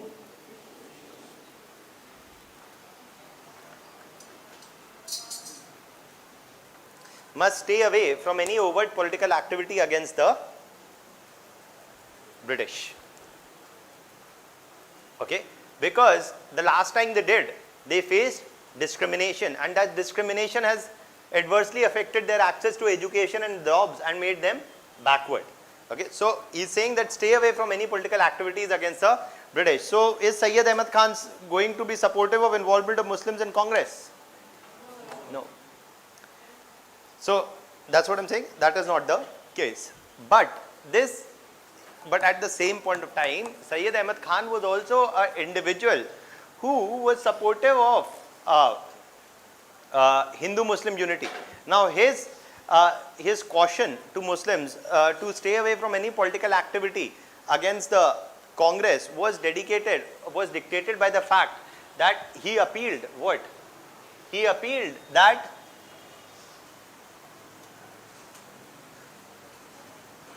if Muslims pleaded loyalty to the British, this could change what? Attitude of the British towards Muslims, and this would provide what? Access to education and jobs. For access to education, they said This could, if the British change their attitude towards Muslims, they could provide land, they could provide funds for setting up educational institutions for improving access to education and jobs for Muslims. So he supported pleading loyalty to the British, which could what? Bring about a change in its attitude towards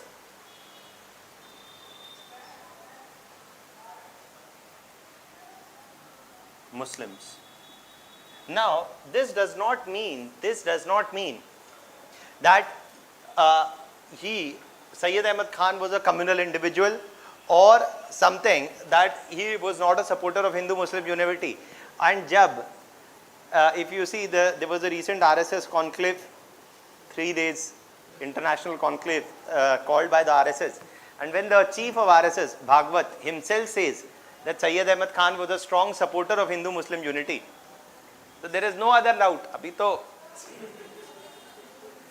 God himself has told you that.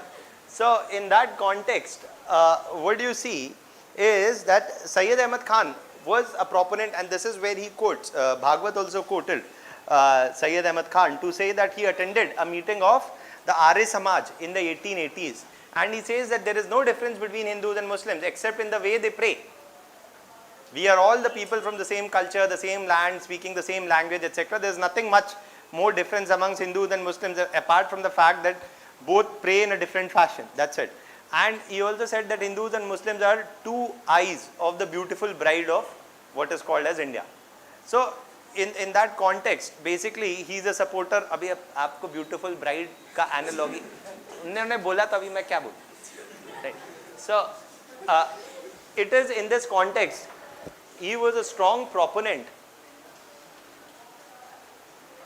of Hindu-Muslim unity, and in fact some of the earliest funding for the establishment of the Mohammedan Anglo-Oriental College and later the Aligarh Muslim University came from a number of Hindu rulers in and around Aligarh. In fact, the first graduate of the Aligarh Muslim University was also a Hindu individual. Okay, so in that context, though he primarily focused the Mao and AMU primarily even on the educational advancements of Muslims, it was not restricted only to Muslims. Okay, so and he was a strong proponent of Hindu-Muslim unity. Apart from this, he is arguing for what? Social reform in the light of reason and rationality. So much so that he argued that religion is not immutable. Religion is not immutable, and he is arguing for a reform of religion in the light of reason. Okay, mutation is something that has changed. Immutation is something which cannot be changed. So he's saying that religion can undergo change and religion can be reformed in the light of rationality. He also started the journal Tehzeeb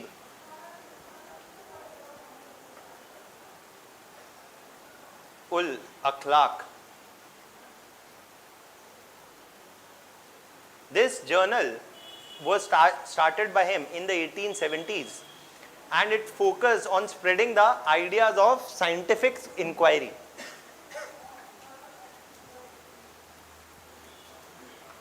This journal focused on spreading the ideas of scientific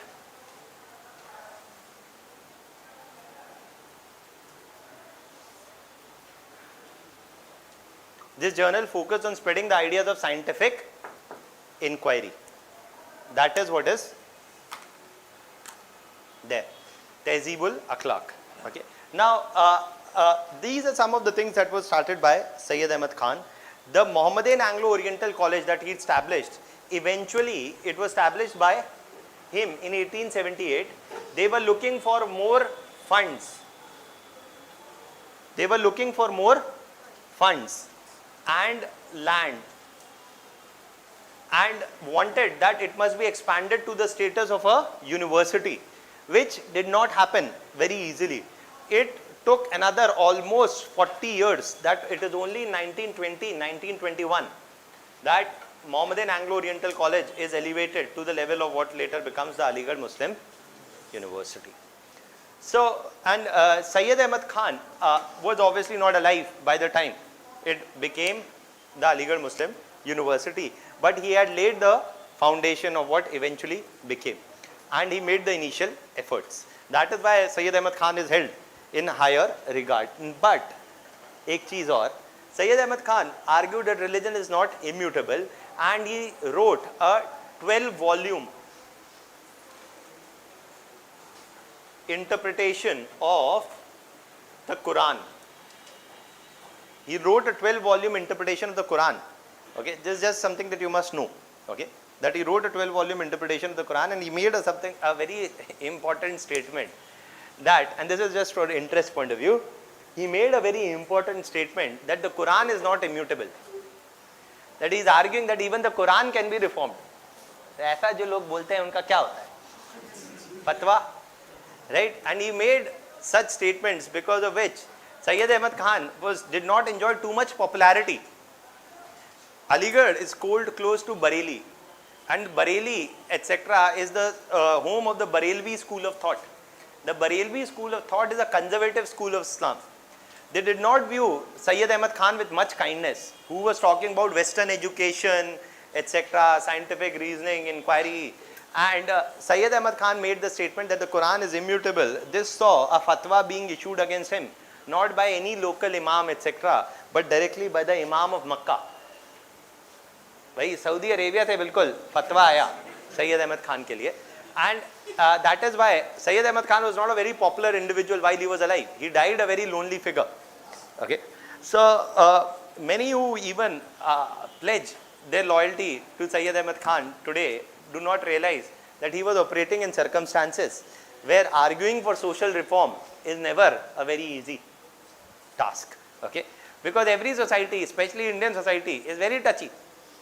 अभी आप आज बोलेंगे ऐसा तो बवाल हो जाएगा, right? So, but he was saying that much ago. Now, अभी आपने कहीं और कुछ सुना होगा कि Syed Ahmad Khan founder of ideological founder of Pakistan, ये वो, ऐसा भी सुना हो सकता है आपने कहीं ना कहीं. ये सब में कुछ सत्य नहीं है. Because Sayyid Ahmad Khan, yes, advised Muslims to stay away from the Congress. That has got nothing to do with the formation of Pakistan.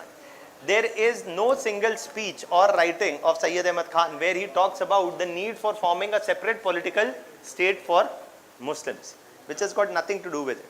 Okay, but still you will keep hearing about this from time to time, because the Pakistani history textbook, if you ever pick up a Pakistani history textbook, you will find that they say that their ideological founder is Sayyid Ahmad Khan. So that is another matter. Everybody wants to trace their ideas to some great individual in the past, and it is here Sayyid Ahmad Khan. Many within the RSS would want to trace their origin to Vivekanand or go back as much as to the Harappan civilization. But that does not necessarily mean that that was true. So that is in that context, because none of the writings and all the public speeches made by Sayyid Ahmad Khan are preserved in the Aligarh Muslim University.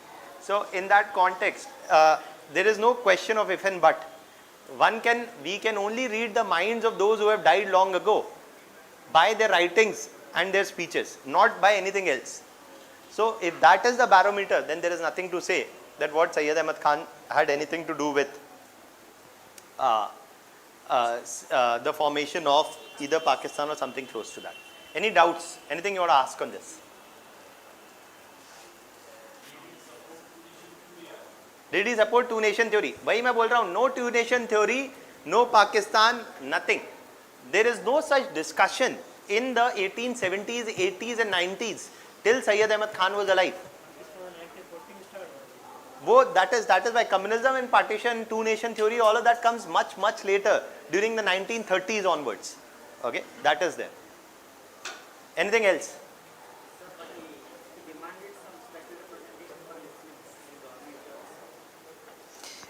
demanded special representation for Muslims in government jobs, etc. Ambedkar demanded special representation for lower caste groups in politics also, in education also, in jobs also. There were many groups. For example, the Justice Party demanded separate reservation for Dravidians in government jobs. There were many such constituents who demanded special representation and reservation. That did not mean that they demanded a nation for lower castes or something of that sort. So, demand for adequate representation in jobs, reservation, etc. does not necessarily translate into a two-nation theory. This is what happens is when we look at the past with the eyes of the present, that you know that a Pakistan was formed, so you are trying to look, acha koi to hoga. There is no such talk here by Syed Ahmad Khan in any of his speeches or in his ideas. That is there. Anything else? Okay. Now the next one that we are talking about is Henry Viven Derozio, who started what was the Young Bengal movement. इसमें कुछ भी नहीं याद रखने. Just you should need to know that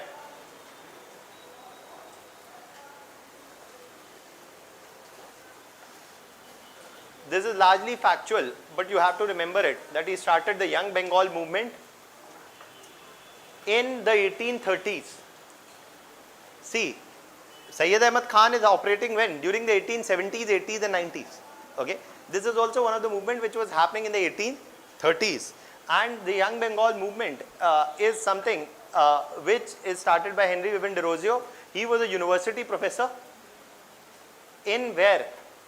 In Bengal, in Calcutta. And he was a radical social reformer.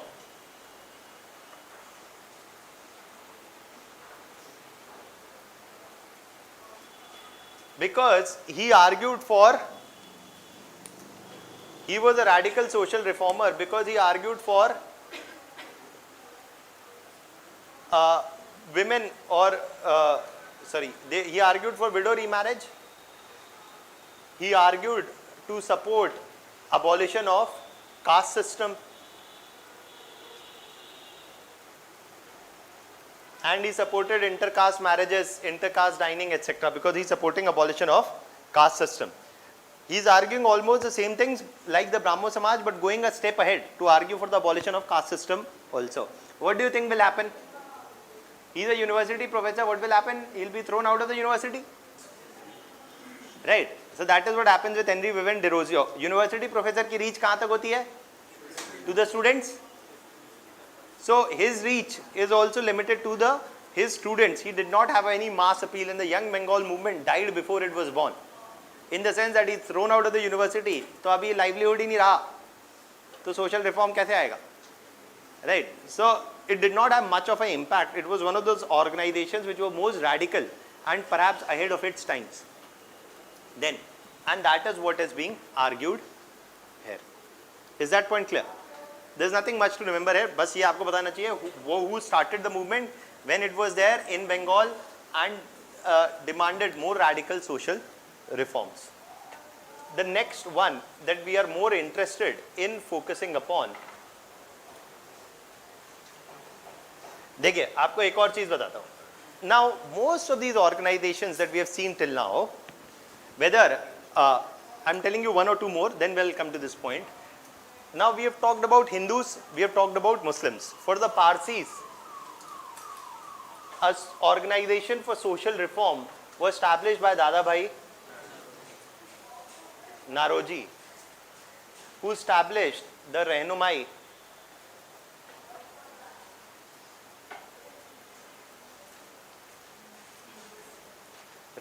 Mazdasyan Sabha. Here, basically, he argued for, this was an organization aimed at improving the position of Parsi women.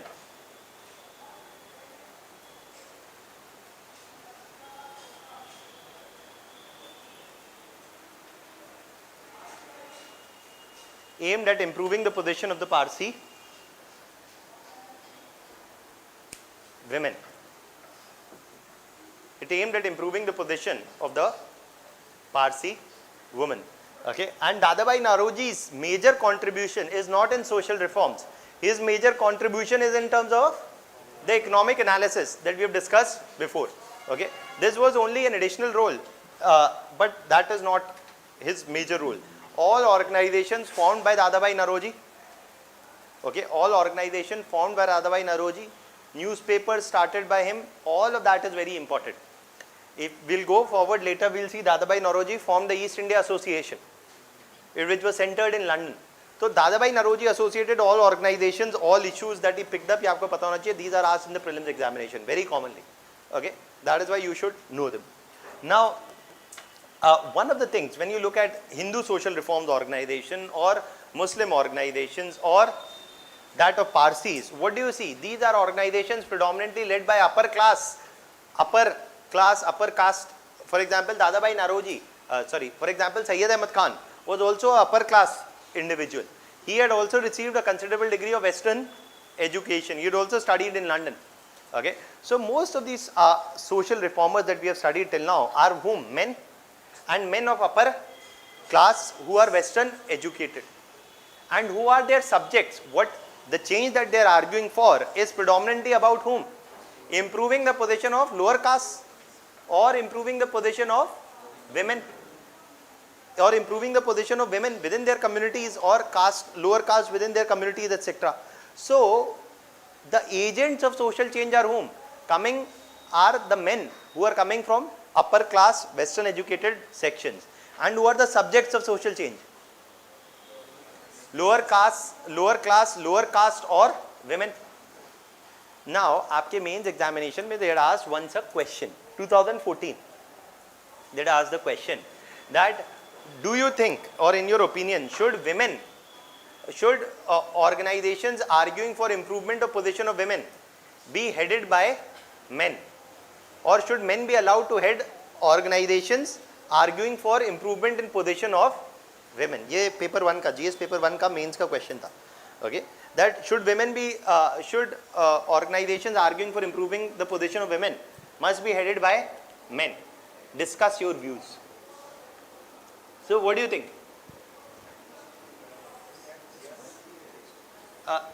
The point was, should men be allowed to head organizations arguing for improving the position of women? Discuss your views. Should be allowed. The question is discuss your views. Okay, discuss. मतलब discuss का मतलब कुछ और भी है. हाँ या ना में नहीं है जवाब, है ना? So what?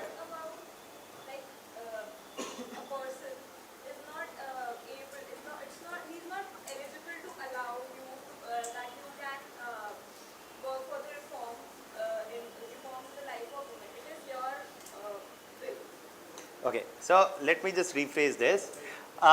What are the advantages of having men, or what are the advantages of having men heading organizations which are arguing for improving position of women in the society? Those can easily reach out to other men who are responsible for patriarchal men. That if you have men heading organizations arguing for improving position of women, what can they serve? What can they do? They can serve as role model for other men. So those men who argue for improving position of women can serve as role models for bringing about a mindset change in the society. The change in mindset is required in the mindset of both the males as well as the men as well as women in the society. Women need to assert their rights and men need to be more accommodative. And in that context, that if you have agents like Ram Mohan Roy or agents like many others who are arguing for a more accommodative or for equal rights for women, they will serve as what? Positive role models. And you see in history there are these examples. What about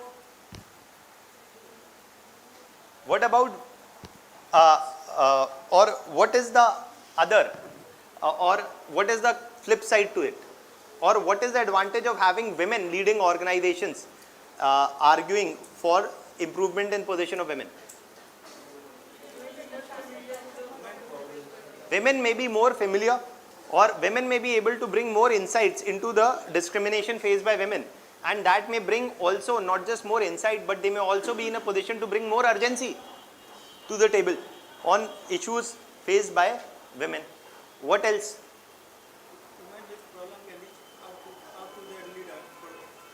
women, what he's saying is that women may find it more, or find organizations more approachable if they are headed by women agents.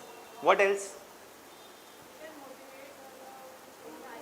That women, again, just like men can serve as role model, women can also serve as role model for other women, especially in acquiring leadership positions in organizations, as well as to bring about the desirable change for women. They may serve as positive social agents. ये सारी बकवास मैं आपको क्यों बता रहा हूँ?